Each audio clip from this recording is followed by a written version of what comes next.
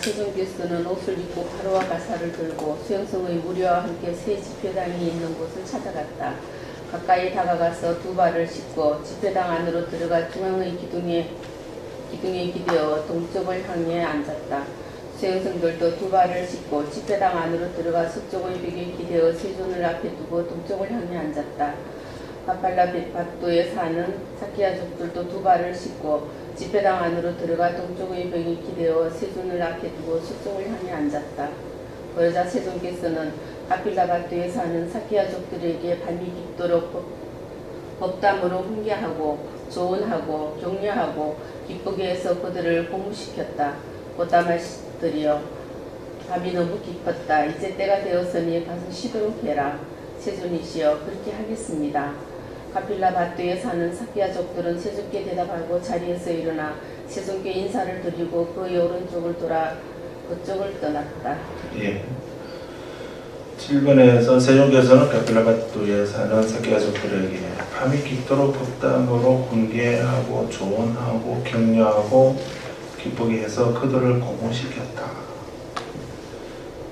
네, 부처님은 다른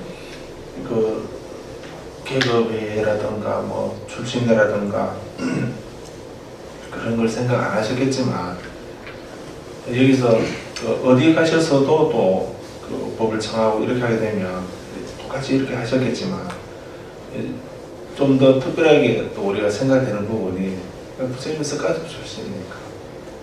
그래서 그 스가족 출신들에게 거기서 스가족이 새로 세운 그 집회당에 거기에 부처님이 이제 어찌 보면 낙성식에 가서 처음 이제 법문하신 거랑 마찬가지다라고 있긴 한데, 그래서 그 자기 종족들에게 부처님이 일체 중에는 다 똑같이 평등하게 대하시는 건 당연하지만 아마 특별히 또 스가족들에게는 또 남다른 그런 어떤 생각도 계셨을 거라고 생각할 수 있죠. 그런데 그래서 그 스가족들에게 밤이 깊도록 이렇게 했다는 말. 잠시 법문만 하셔 떠나시는 게 아니고 밤이 깊도록 하셨다. 이 말씀 되게 감동적이죠. 그래서 한편 보면은 부처님이 그 왕비를 버리고 부모를 버리고 중국 유교 같은 그런 입장에서 생각해 보게 되면 나라도 버렸고 왕위도 버렸고 조금 있으면 태자니까 왕이 될 텐데, 그런데 왕위를 버리고 아버지를 버리고 부모를 버리고 아내를 버리고 아들도 버리고 그렇게 자기 일신을 위해서 자기 혼자 좀 편하게 자유롭게 살려고 그런 해야 할 의무 다 버리고 도망갔다고. 그걸 왜 도망간 것이 되냐고 이런 거니까, 도망간 게 아니면 낮에 갈 텐데 밤에 유성 출가했지 않느냐고. 밤에 다 잠들 있을 때 그때 그냥 선을 넘어서 출가했다고 이렇게 하니까 이거 도망간 거 아니냐고 그런 얘기도 하죠. 그런데 그렇게 일반적으로 그냥 다 버리고 떠나버렸다, 도망갔다 이렇게 하는 아주 이기적이고 또 비인륜적이다 이런 식으로 책임하다, 책임했다 이런 식으로 또 생각할 수 그리 많은 사람들도 있긴 한데, 보신 당시에도 아마 스가족들은 그렇게 생각했을지도 모르죠. 아시타 스님이 왕이 된다면은 전륜성왕이 될 겁니다 하는 그 예언을 스가족들은 다 알고 있을 거 아닙니까? 그래서 남아있으면서 좀 이 나라를 더 강대하고 부강하게 만드는 그런 왕이 되어줬으면 좋았을 텐데 그냥 우리 버리고 떠나버렸다라고 하는 이런 생각을 아마 스가족들은 더 많이 하고 있었을지도 모르죠. 그런데 부처님 되셔가지고 이제 다시 스가족 카필라고로 가시죠. 가서 정반을 위해서 스가족들을 위해서 법문을 설하시는 거예요. 법을 설하시는 거예요. 그럼 도망갔으면 그래 안 했을 거 아닙니까? 더 효도로 본다면 더 큰 효도를 위해서 또 나라의 어떤 나라를 위한다면 더 크게 위하는 그런 방법으로 부처님은 그 길을 선택하셨던 거지 결코 그 비겁하게 그 외면하거나 뭐 도피하는 이런 것이 아니었다 하는 것을 부처님 되시고 다시 가필라고로 가시는 그로서 알 수가 있습니다. 그래서 스가족의 그 집회당에서 그런저런 생각하고 있을 수도 있는 그 자기 종족들의 사람들에게 부처님의 진심을 이게 말씀하실 수 있는 유일한 기회, 첫 번째 기회였다고도 할 수 있겠죠. 그래서 부처님은 아마 이게 다 기록은 안 돼 있지만 밤이 깊도록 많은 말씀을 하셨다 하는 이런 거를 알 수 있습니다. 그래서 법으로서 진리, 법으로서 훈계하고 조언도 하고 격려도 하고 기쁘게 했다. 그래서 그들을 고모시켰다. 그래서 정말 당신 우리 종족 출신의 위대한 성자이십니다. 이 소리가 저절로 나오도록 스가족들의 어떤 자부심을 갖도록 이렇게 해주셨다. 그런 얘기죠.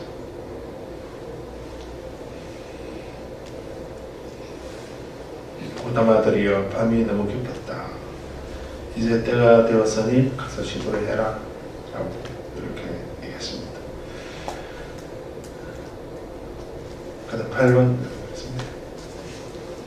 이때 세종께서는 가필라바트에 사는 사키아족들이 떠난 지 얼마 되지 않아 존자마하 모갈라나에게 말했다. 모갈라나여, 수행성의 무리에게는 혜태와 헌침이 없다. 모갈라나여, 수행성의 무리에게 법문을 해라. 나는 등이 아프구나. 나는 등을 타야겠다. 존자마하 모갈라나는 세종께 대답했다. 세종이시여 그렇게 하십시오. 그러자 세종께서는 네 겹으로 바싹을 깔고 오른쪽 옆구리를 밑으로 하여 사자의 형상을 취한 채 한 발을 다른 발에 부개고 세김을 확립하고 골바로 알아차리며 다시 일어날 것에 주의를 기울여 누우셨다.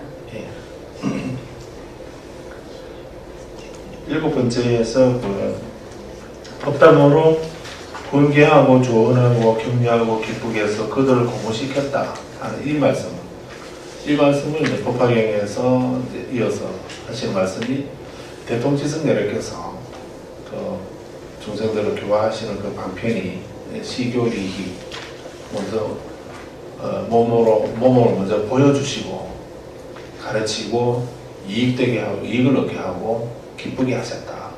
시교리희 이렇게 그 네 가지 그런 말씀하고 있죠. 같은 거라고 볼 수 있습니다.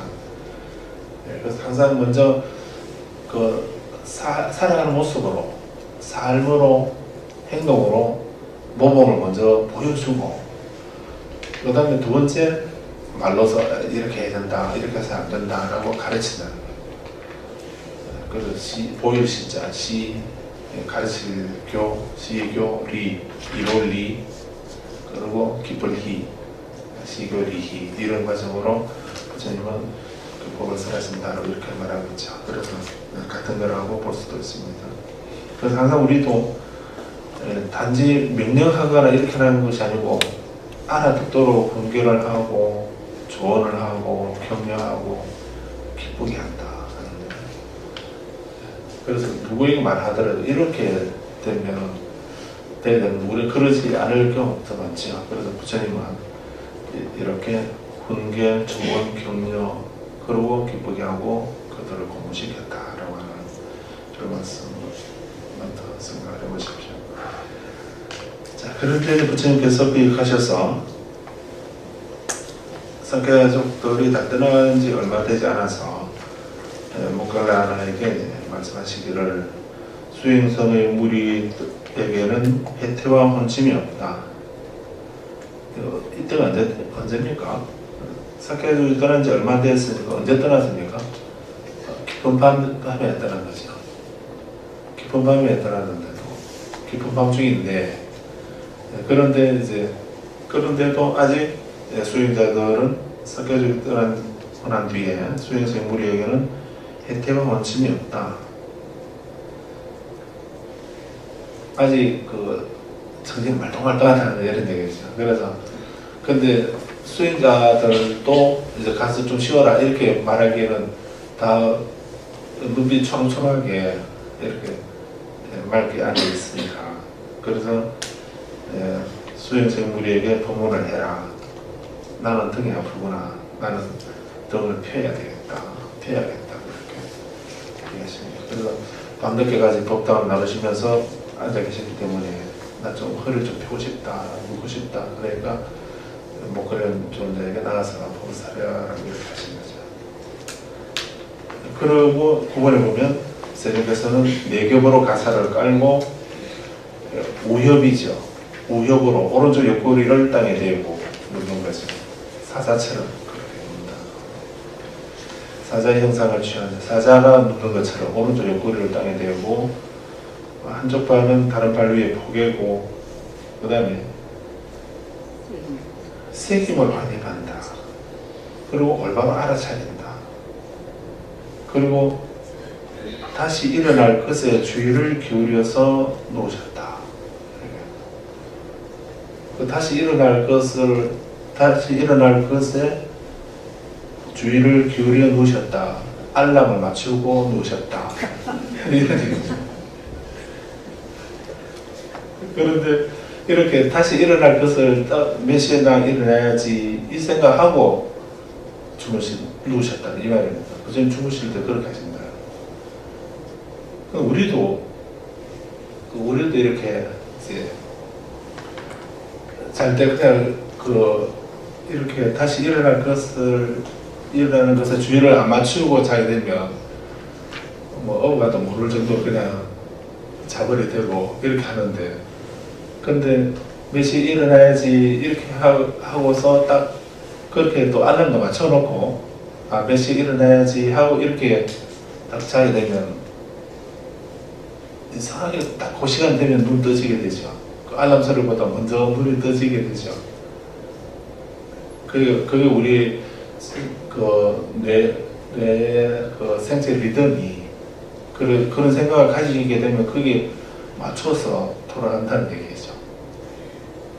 그래서 그냥 자는 잠을 가려고 하지 말고, 그래서 항상 다시 일어나는 것에 주의를 딱 주어서 그렇게 잠을 자라고 이렇게 경전에서도 얘기를 하고 있습니다. 그런데 부처님이 주무실 때에 이렇게 색임을 확립하고 올바로 알아차리면서 다시 일어날 것에 주의를 기울여서 놓으신다. 우리도 이렇게 해야 된다는 그런 의미이기도 합니다. 그래서 잠 안 온다고 이렇게.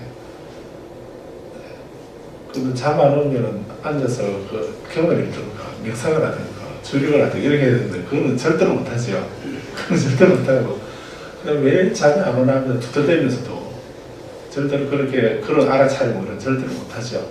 근데 알아차림을 하고 또 책임을 확립하고 이렇게 하라는 이런 거를 우리가 배워야 됩니다.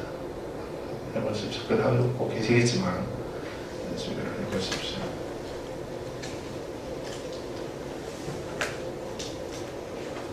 그 다음 읽어보겠습니다.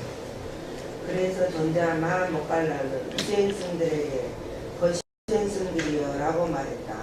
것이여라고 그 수행승들은 존자 마하모칼라에게 대답했다. 것들이여, 나는 그대들을 위해 타락에 대한 가르침과 타락의 여임에 대한 가르침을 설하겠습니다. 듣고 잘 새기십시오. 설명하겠습니다. 그 수행승들은 존자 마하모칼라에게 대답했다. 것이여, 그렇게 하겠습니다. 존자 마하모칼라는 이와 같이 말했다. 것들이여, 타락이란 어떠한 것입니까? 것들이여, 이 세상의 어떤 수행승은 시각으로 형상을 보고 매력적인 형상에 집착하고 매력적이지 않는 형상에는 혐오를 느낍니다.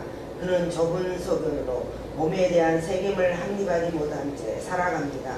그는 악하고 불건전한 상태가 남김없이 소멸하는 마음에 의한 해탈, 지혜에 의한 해탈을 내실하게 알지 못합니다. 예.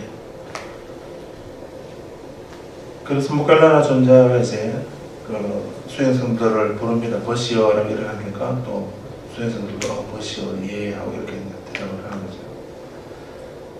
나는 그들을 위해서 타락에 대한 가르침과 타락의 예임에 대한 가르침을 설하겠습니다. 잘 듣고 즐기십시오. 이렇게 얘기했습니다.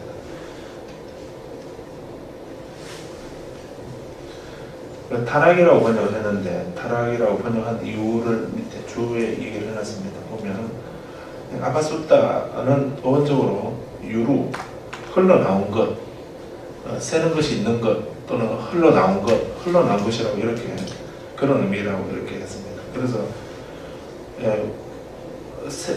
그릇이 깨어져 가지고 흘러나오는 것, 새는 것이 있는 흘러나와버리게 되면 거기에 있는 내용이 다 없어져 버리게 되겠죠.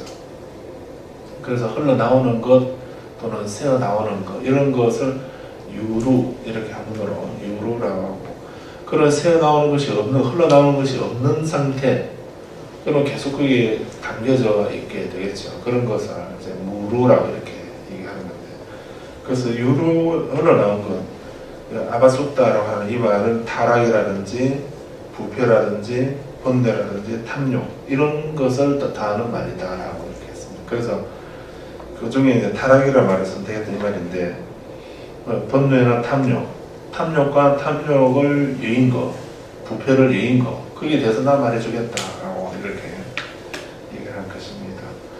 근데 사실 이런 얘기도 그 타락과 타락의 예임에 대한 가르침을 설하겠습니다. 이렇게 목걸련 존자가 수행성들에게 얘기했는데 그럴 때 이 수행성들이 처음 듣는 게 아니죠.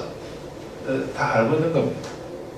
아마 여러 번 들어서 다 누가 말해도 타락에 대해서 말해봐라 또 타락이 아닌 것, 타락을 예인 것에 대해서 말해봐라 하면은 목걸련 존자하고 똑같이 말할 겁니다.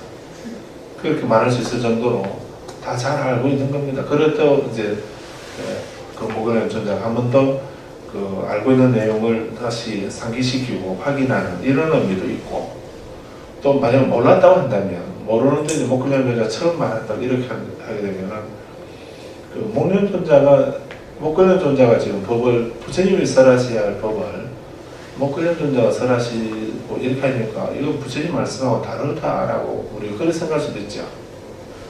네, 그런 생각할 수도 있는데 그런데 이제 그런 생각하면 안 되는 것이 목걸련 존자가 지금 법을 설하시지만 이 얘기는 부처님이 설하시는 겁니다.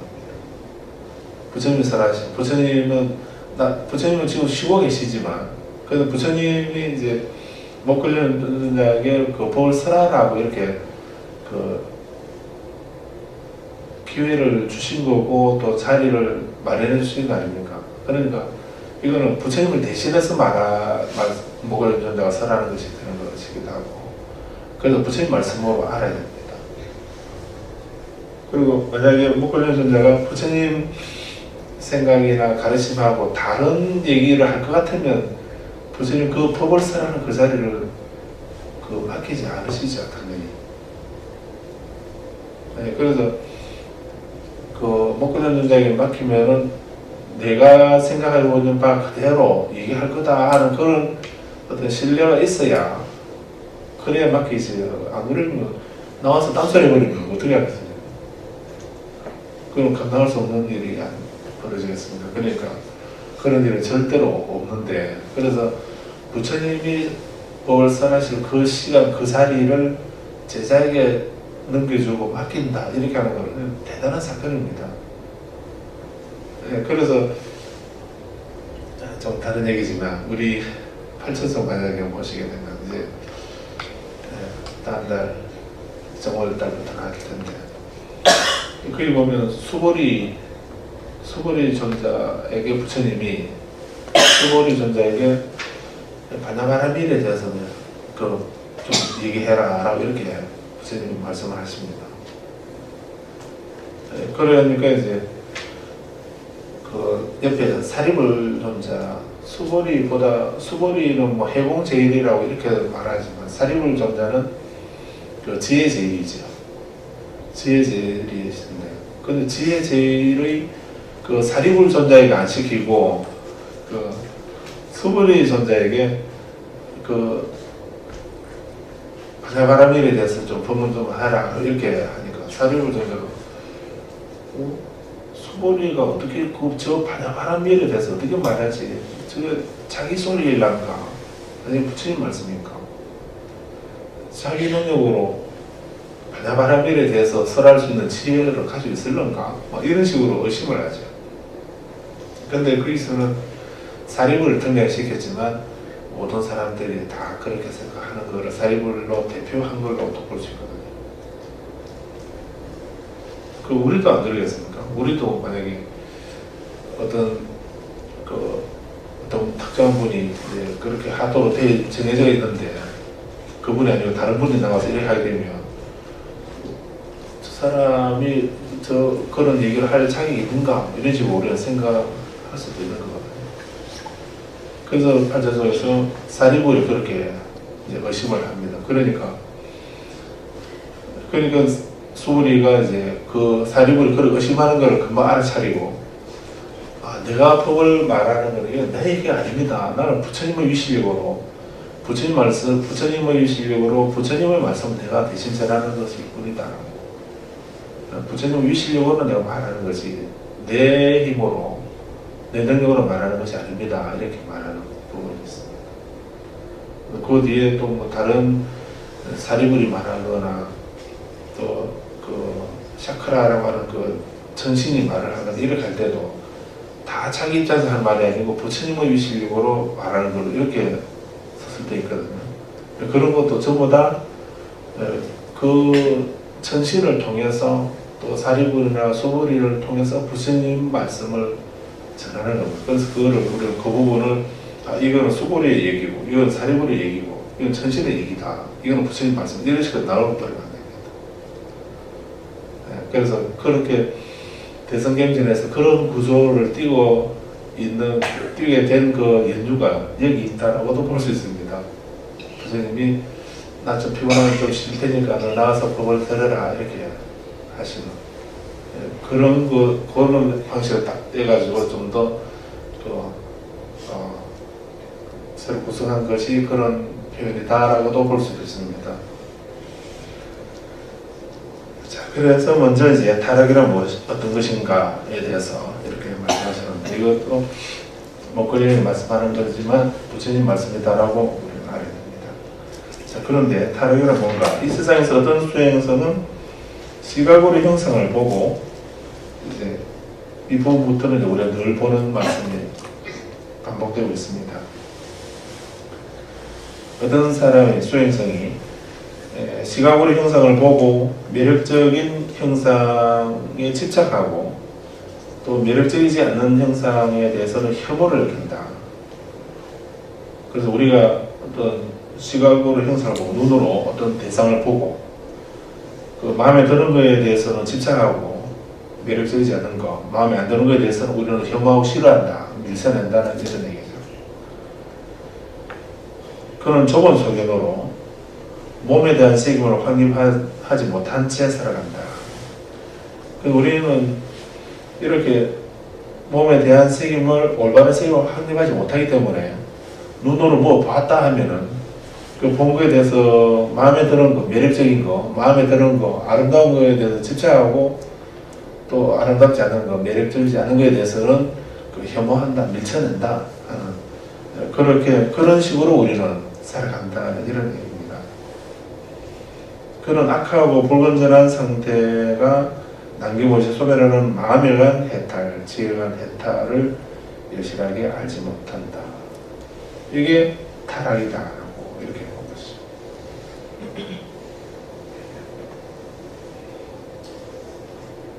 그 목걸림이 누구 보고 얘기하는 겁니까?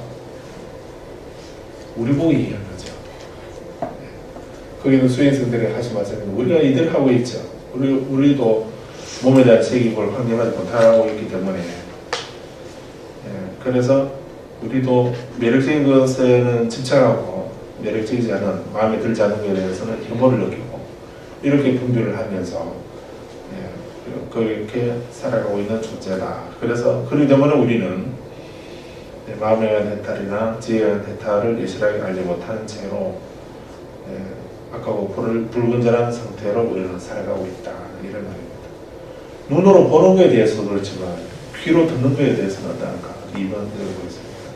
이 세상의 어떤 수행성은 청각으로 소리를 듣고 매력적인 소리에 집착하고 매력적이지 않은 소리에는 혐오를 느낍니다. 그는 좁은 소견으로 몸에 대한 생김을 확립하지 못한 채 살아갑니다. 그는 악하고 불건전한 상태가 남김없이 소멸하는 마음에 의한 해탈, 지혜에 의한 해탈을 열심하게 알지 못합니다. 이 세상의 어떤 수행성은 후각으로 냄새를 맡고 매력적인 냄새에 집착하고 매력적이지 않은 냄새에는 혐오를 느낍니다. 그는 좁은 소견으로 몸에 대한 생김을 확립하지 못한 채 살아갑니다. 그는 악하고 불건전한 상태가 남김없이 소멸하는 마음에 의한 해탈, 지혜에 의한 해탈을 여실하게 알지 못합니다. 그다음 이 세상의 어떤 수행성은 미각으로 맛을 보고 매력적인 맛에 집착하고 매력적이지 않는 맛에 혐오를 느낍니다. 그는 좁은 소견으로 몸에 대한 생김을 확립하지 못한 채 살아갑니다. 그는 악하고 불건전한 상태가 남김없이 소멸하는 마음에 의한 해탈, 지혜에 의한 해탈을 여실하게 알지 못합니다. 이 세상의 어떤 수행성은 촉각으로 감촉을 경험하고 매력적인 감촉에 집착하고 매력적이지 않는 감촉에는 혐오를 느낍니다. 그는 좁은 소견으로 몸에 대한 생김을 확립하지 못한 채 살아갑니다. 그는 악하고 불건전한 상태가 남김없이 소멸하는 마음에 의한 해탈, 지혜에 의한 해탈을 여실하게 알지 못합니다. 이 세상의 어떤 수행성은 정신으로 사람을 인식하고 매력적인 사람에 집착하고 매력적이지 않은 사람들은 혐오를 느낍니다. 그는 좁은 소견으로 몸에 대한 생김을 확립하지 못한 채 살아갑니다. 그는 악하고 불건전한 상태가 남김없이 소멸하는 마음에 의한 해탈, 지혜에 의한 해탈을 여실하게 알지 못합니다. 여기까지가 이제 지각으로 형상을 보는 것, 또 청각으로 소리를 듣는 것, 후각으로 냄새를 맡는 것, 그리고 미각으로 맛을 보는 것, 그리고 촉각으로 감촉을 경험하고 정신으로 사물을 인식하는 것 이렇게 대해서 그런 관계에서 우리가 매력적인 사물에는 집착하고 매력적이지 않은 사물은 혐오를 느끼고 그래서 그는 좁은 소견으로 몸에 대한 책임을 확립하지 못한 채 살아간다. 그래서 우리가 수행을 한다면 어떤 수행을 해야 되는가 이렇게 악하고 불건전한 상태가 남김없이 소멸되는 그 상태가 니르바나 열반이라고 이렇게 말하지요. 그래서 악하고 불건전한 상태를 어떻게 소멸하는가 그런 소멸하는 거를 다른 사람이 해주는 게 아니죠. 다른 사람이 다른 누구가 이런 악하고 불건전한 상태를 소멸해 줄 수는 없는 겁니다. 근데 세금을 바로 확립하게 되면 몸에 대한 세금을 바로 확립하게 된다면 눈으로 보거나 귀로 듣거나 뭐 이렇게 하더라도 또 정신으로 사물을 인식하더라도 그 매력적인 것에 집착하거나 매력적이지 않은 것에 대해서 혐오를 느끼거나 이런 것 없이 그런 속에서도 항상 평정을 유지하는 그런 상태에서 마음에 의한 해탈, 또 지혜에 의한 해탈을 일실하게 알게 되고 성취하게 된다 이런 말씀이죠. 그렇게 하도록 우리는 수행해야 된다는 이런 말씀으로도 되겠습니다. 자, 12번째 것들이여 이러한 것을 수행성이 시각에 의해 인식되는 형상 안에서 타락되고 청각으로 인식되는 소리 안에서 타락되고 후각에 의해 인식되는 냄새 안에서 타락되고 미각에 의해 인식되는 맛 안에서 타락되고 촉각에 의해 인식되는 감촉 안에서 타락되고 정신에 의해 인식되는 사물 안에서 타락되었다고 말하는 것입니다. 것들이여 이와 같이 지내는 수행성이 있다면 악마가 시각을 통해 접근하며 악마는 그 기회뿐만 아니라 대상도 얻으며 악마가 청각을 통해 접근하면 악마는 그 기회뿐만 아니라 대상도 얻으며 악마가 후각을 통해 접근하며 악마는 그 기회뿐만 아니라 대상도 얻으며 악마가 미각을 통해 접근하며 악마는 그 기회뿐만 아니라 대상을 얻으며 악마가 촉각을 통해 접근하며 악마는 그 기회뿐만 아니라 대상도 얻으며 악마가 정신을 통해 접근하며 악마는 그 기회뿐만 아니라 대상도 얻습니다. 예, 그래서 이렇게 우리는 그렇게 어떤 육건으로 육경을 그 대상을 인식하면서 거기에서 그런 어떤 집착하거나 혐오하는 이런 생각으로 꺼달려 버리기 때문에 그래서 우리는 그 보는 것에서 또는 들으면 듣는 것에서 또 냄새는 냄새를 맡으면서 거기서 본래 타락이 이루어진다. 그 타락이라든지 집착이라든지 또는 뭐 부패라든지 번뇌라든지 하는 이런 그런 것이 거기에서 생겨난다라고 이렇게 말한 것입니다. 그래서 그렇게 하게 되면 그렇게 집착하고 분별하는 이런 입장에서 우리가 어떤 보게 되면은 시각을 통해서 접근하게 되면 악마가 그 기회뿐만 아니라 대상도 얻는다. 이렇게 그 대상은 악마가 아니죠. 악마 아닌데도 그리고 이런 분별이나 이렇게 타락하게 되면은 그 타락하는 그 순간에 그렇게 집착하고 혐오하는 그 마음에 생기는 그 순간 그렇게 생기고 잃는 그 순간에 악마가 들어오게 되고 그러면 악마가 들어오게 되면은 그 대상은 본래는 아무 의미가 없는 거였지만 우리가 그런 분별을 가지고 있기 때문에 타락한 시각으로 보게 되면 그 대상도 악마로 바뀌어버리는 거죠. 원래는 악마가 아닌데 우리가 그런 탄착하거나 또는 혐오하는 마음을 그런 분별의 마음을 갖는 순간 이제 그 대상은 악마의 성질을 가져서 우리에게 다른 해를 끼치는 그런 요소로 작용하게 되어버린다 이런 말이 있습니다. 13번 보겠습니다. 엎드려 마치 갈대로용 집이나 마른 풀로 엮은 집이 바싹 마르고 습기가 없고 낡았다고 하시라. 만약에 어떤 사람이 동쪽이나 서쪽이나 북쪽이나 남쪽이나 이쪽이나 아래쪽이나 어떤 방향에서든지 불이 붙은 근초의 뿔을 들고 그 집으로 접근한다면 불은 그 기뿐만 아니라 대상도 얻을 것입니다.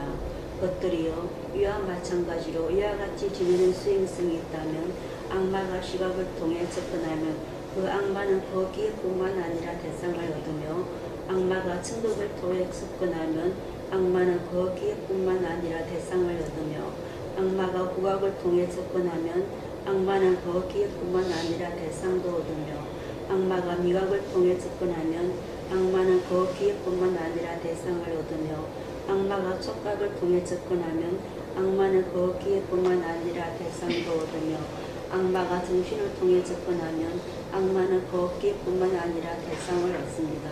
예, 것들이여 이와 같이 지내면 형상이 수행성을 정복하지만 수행성은 형상을 정복하지 못하며 소리가 수행성을 정복하지만 수행성은 소리를 정복하지 못하며 냄새가 수행성을 정복하지만 수행성은 냄새를 정복하지 못하며 맛이 수행성을 정복하지만 수행성은 맛을 정복하지 못하며 감촉이 수행성을 정복하지만 수행성은 감촉을 정복하지 못하며 사물이 수행성을 정복하지만 수행성은 사물을 정복하지 못합니다.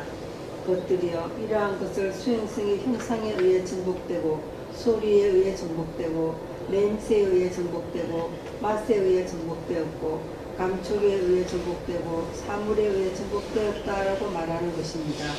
그 수행성은 악하고 불건전한 상태, 즉 오염되고 다시 태어나게 하고 고뇌를 가져오고 괴로움으로 이끌고 미래의 태어남과 늙음과 죽음으로 이끄는 상태에 정복된 것입니다. 것들이여 이것이야말로 타락의 길입니다. 예, 여기서 이 목걸이는 존자께서 지금 우리가 그 타락하게 되는 그 과정들을 자세하게 말씀 잘 해주고 계십니다. 그래서 우리가 형상이 그 대상인 형상이 수행성을 정복하지만은 수행성은 형상을 정복하지 못한다.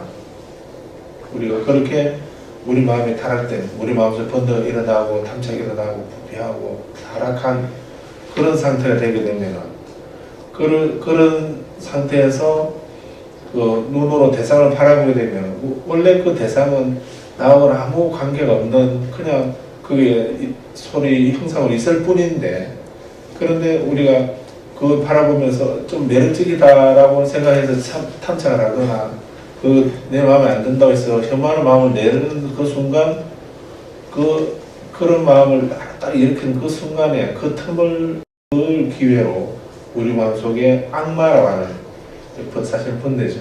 악마라고 하는 것이 딱 들어와서 악마가 들어오고 그 대상까지도 악마로 바뀌어버린다라고 이렇게 했지요.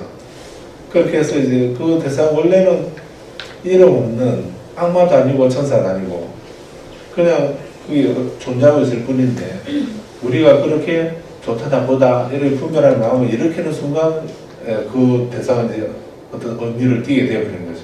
그 악마가 들어왔기 때문에 그 대상도 악마가 점령해버리게 된다는 이런 말을 했습니다. 그러면 이제 우리는 그 대상이 우리를 지배하지요. 우리를 지배하고 우리는 그런 분별을 가지고 있는 우리는 이제 그 대상을 정복하지 못한다라고 이렇게 말씀하고 있는 것이 14번째입니다. 그래서 이렇게 소위에서 악하고 불건전한 상태, 즉 오염되고 다시 태어나게 하고 고뇌를 가져오고 괴로움으로 이끌고 미래의 태어남과 늙음과 죽음으로 이끄는 상태에 전복된 것이다. 이것이 타락의 길이다라고 했습니다. 원래는 타락이 아닌데 우리가 타락의 길로 가게 되는 그 과정을 이렇게 말씀했습니다. 그 다음 15번째부터는 타락의 예임에 대해서 말씀을 합니다. 읽겠습니다. 헛되리여 타락의 요임이란 어떠한 것입니까? 헛되리여 이 세상의 수행성이 시각으로 형상을 보고 매력적인 형상에 집착하지 않고 매력적이지 않는 형상에는 혐오를 느끼지 않습니다. 그는 넓은 소견으로 몸에 대한 세계를 확립하고 살아갑니다. 그는 악하고 불건전한 상태가 남김없이 소멸하는 마음에 의한 해탈, 지혜에 의한 해탈을 여실하게 합니다. 이 세상의 수행성이 생각으로 소리를 듣고 매력적인 소리에 집착하지 않고 매력적이지 않는 소리에는 혐오를 느끼지 않습니다. 그는 넓은 소견으로 몸에 대한 색임을 확립하고 살아갑니다. 그는 악하고 불건전한 상태가 남김없이 소멸하는 마음에 의한 해탈, 지혜에 의한 해탈을 여실하게 합니다. 예, 타락을 이런 길이 어떤 것인가? 그래서 우리는 어떻게 하도록 수행해야 되는가 하는 것을 이제 보여주는 부분인데요. 아까 앞부분에서 부처님께서 이제 그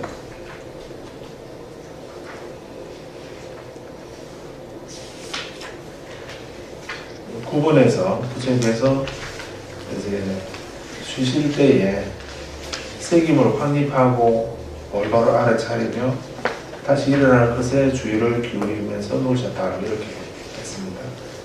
그래서 부처님이 주무시려 할 때도 이렇게 색임을 확립하고 매 순간 색임을 확립하고 올바로 알아차리셨다 하는 이게 중요한 겁니다. 그래서 금강경에서도 부처님께서 그 세족이 부자이자 하문으로는 그렇게만 되어 있습니다. 발을 씻으시고 자리를 펴고 앉으셨다 이렇게 하시는데, 근데 본문에서는 이렇게 색임을 확립하고 올바로 알을 차린다 하는 이 말이 있는데, 그 말이 한문 번역 구마라지 법본에서 그 부분이 빠져 있습니다.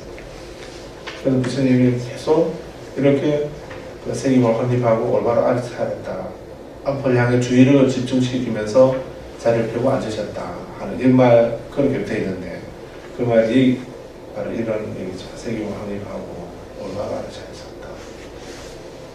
그래서 부처님이 깨달음을 얻으시고 나면, 한번 깨달음 얻고 나면은 평소에 이제 이렇게 세금을 확립 안 하고 알아차림 안 해도 그냥 늘 부처님으로 이렇게 우리는 계시는 거다라고 한번 깨달음 얻으면은 부처님은 늙지 않고 병들지 않고 죽지 않는 진리를 깨달으셨으니 건강불개시를 몸을 성취하셨다. 뭐 이렇게 우리는 생각하겠지만 실제 부처님은 깨달음 얻으시고 난 뒤에도 계속 매 순간순간 그 세계를 확립하고 올바로 알아차리는 그런 생활을 하셨다는 이런 얘기입니다.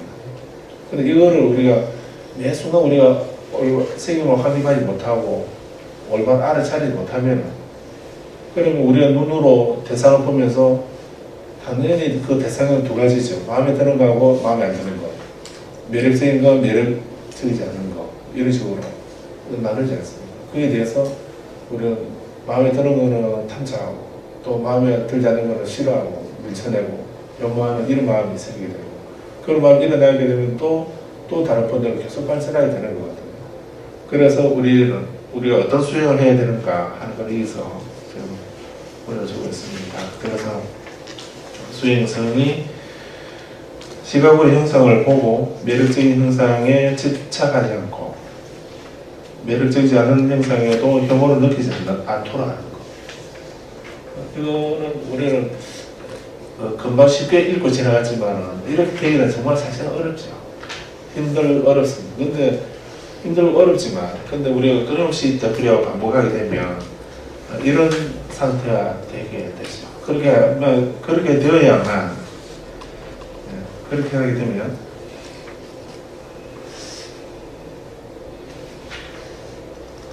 넓은 소견으로 몸에 대한 책임을 확립하면서 살아가게 되는데 그렇게만 되면 악하고 불건전한 상태가 남김없이 소멸하는 마음에 대한 해탈이나 지혜에 대한 해탈을 확실하게 알게 된다라고 그래서 마음에 대한 해탈, 지혜에 대한 해탈은 이런 해탈은 그냥 얻으시는 것이 아니고 이루어지는 것이 아니고 이렇게 끊임없이 그 책임을 확립하고 알아차림을 해서 그래서 그 형상을 보더라도 시각으로 형상을 보더라도 매력적인 형상에 대해서 집착하지 않도록 또 매력적이지 않는 것에 대해서 혐오를 느끼지 않도록 이렇게 돼야 된다는 얘기인데 이렇게 되기 위해서 우리는 독경을 하거나 뭐 절을 하거나 명상을 하거나 주력을 하거나 여러 가지 수행을 한다 이런 얘기고요. 그럼 그것도 한 번만 하면 되는 것이 아니고 매 순간 그렇게 될 수 있도록 우리는 내가 뭘 보면 보는 것이 또 귀로 들으면 듣는 것이 또 냄새나 맛이나 감각이나 생각에 그렇게 이런 분들이 일어나지 않도록 하는 그래야만이 우리는 그 평정을 유지할 수 있게 된다는 얘기고 그것이 그 타락을 여의는 길이다 하는 것을 지금 말씀하는 것입니다. 3번 이 세상에 수행승이 무학으로 냄새를 맡고 매력적인 냄새에 집착하지 않고 매력적이지 않은 냄새에는 혐오를 느끼지 않습니다. 그는 넓은 소견으로 몸에 대한 책임을 확립하고 살아갑니다. 그런 악하고 불건전한 상태가 남김없이 소멸하는 마음에 의한 해탈, 지혜에 의한 해탈을 여실하게 합니다. 이 세상의 수행승이 미각으로 맛을 보고 매력적인 맛에 집착하지 않고 매력적이지 않은 맛에는 혐오를 느끼지 않습니다. 그는 넓은 소견으로 몸에 대한 책임을 확립하고 살아갑니다. 그는 악하고 불건전한 상태가 남김없이 소멸하는 마음에 의한 해탈, 지혜에 의한 해탈을 여실하게 합니다. 그 다음에 다시 보죠. 이 세상의 수행승이 촉각으로 감촉을 경험하고 매력적인 감촉에 집착하지 않고 매력적이지 않은 감촉에는 혐오를 느끼지 않습니다. 그는 넓은 소견으로 몸에 대한 책임을 확립하고 살아갑니다. 그는 악하고 불건전한 상태가 남김없이 소멸하는 마음에 의한 해탈, 지혜에 의한 해탈을 여실하게 합니다.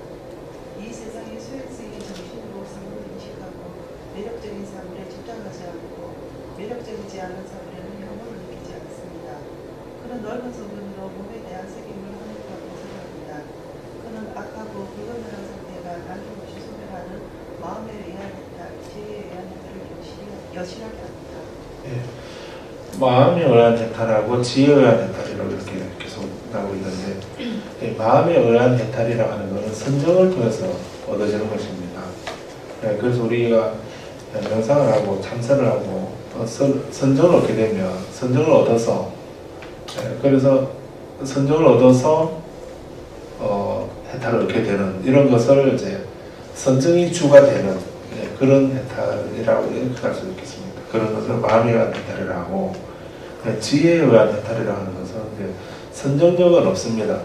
선정력은 없는데 그 법을 잘 알아서 법의 속성을 잘 알아서 그 법의 속성을 아는 그 지혜에 의해서 어떤 이런 탐착이나 분별이나 이런 것을 여의게 되어서 그 마음의 평정을 얻을 수 있게 된 그런 상태를 지혜에 의한 해탈이다라고 이렇게 얘기를 합니다. 그래서 해탈은 같은데 그 해탈에 도달하는 방법이 두 가지다.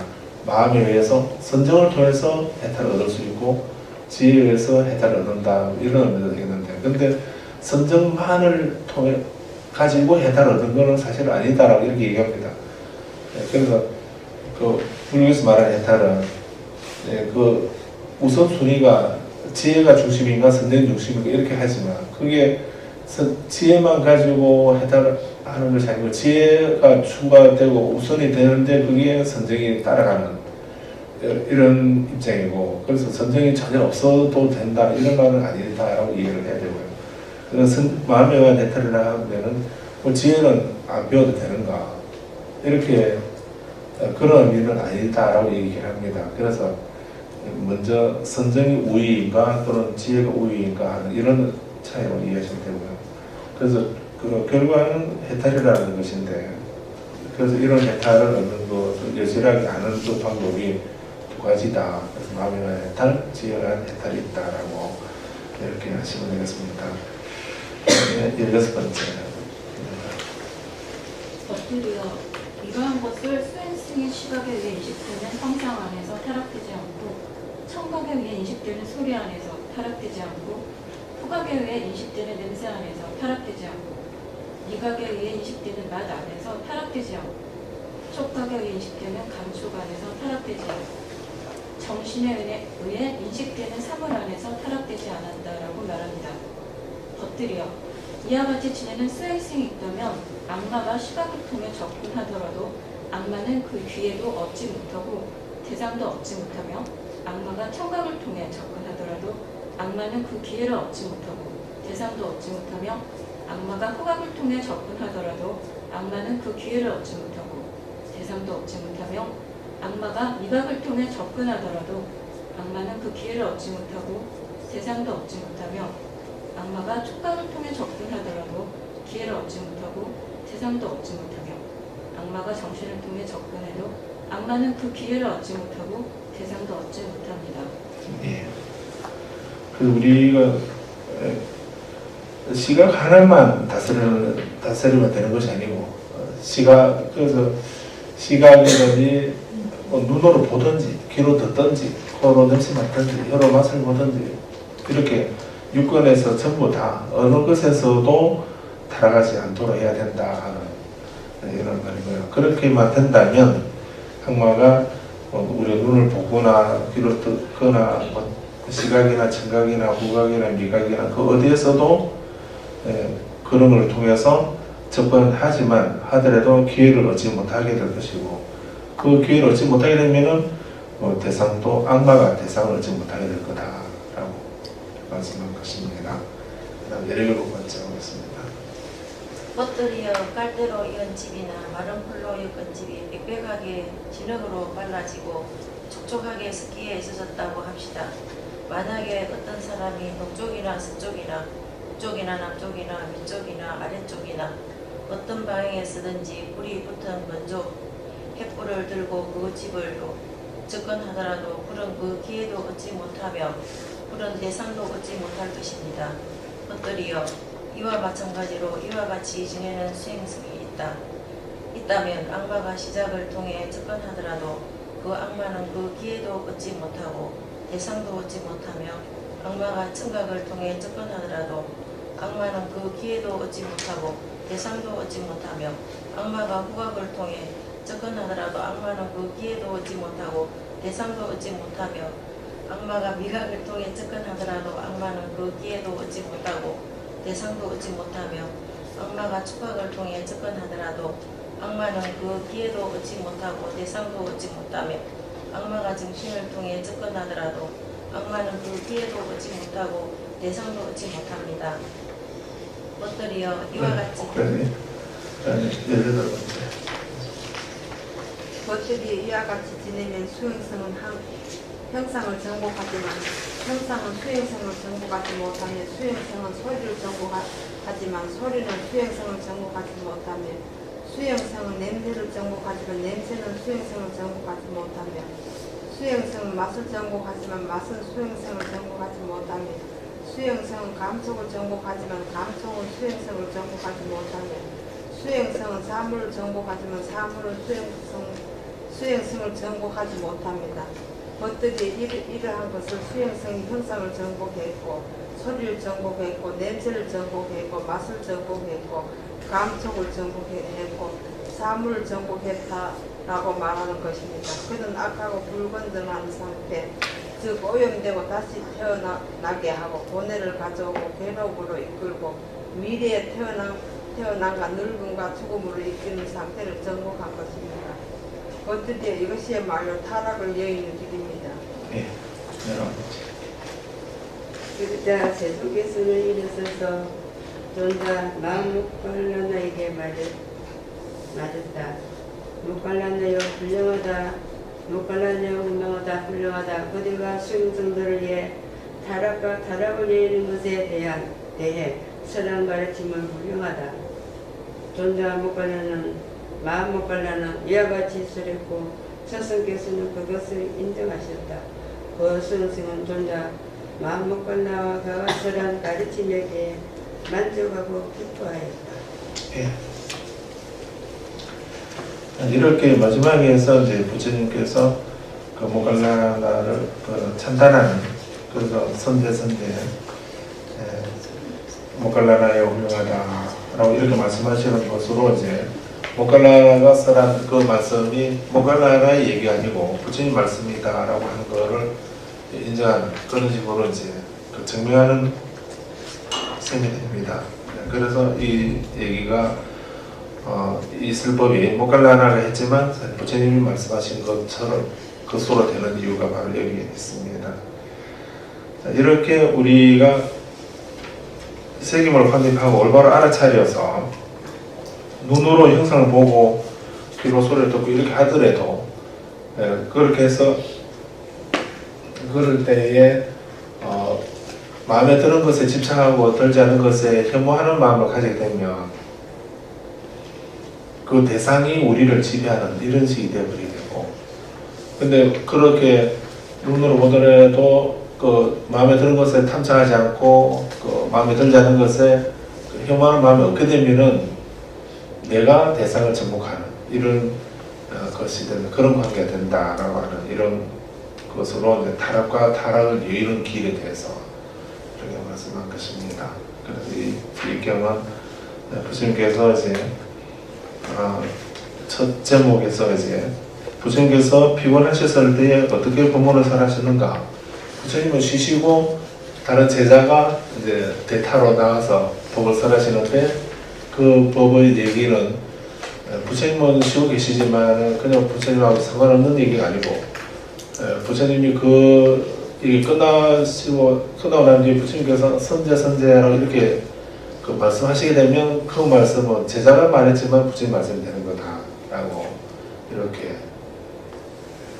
그렇게 이해하시면 되겠습니다. 그래서 부처님은 또 몸이 피곤하시면 쉬시긴 하지만은 그냥 쉬셔도 그냥 쉬는 것이 아니고 우리는 피곤하면 피곤해서 죽겠다는 식으로 이렇게 해서 그냥 하지만 부처님은 피곤해서 쉬시면서 책임을 확립하고 올바로 알아차리시면서 다시 일어날 것을 생각하시면서 누우셨다.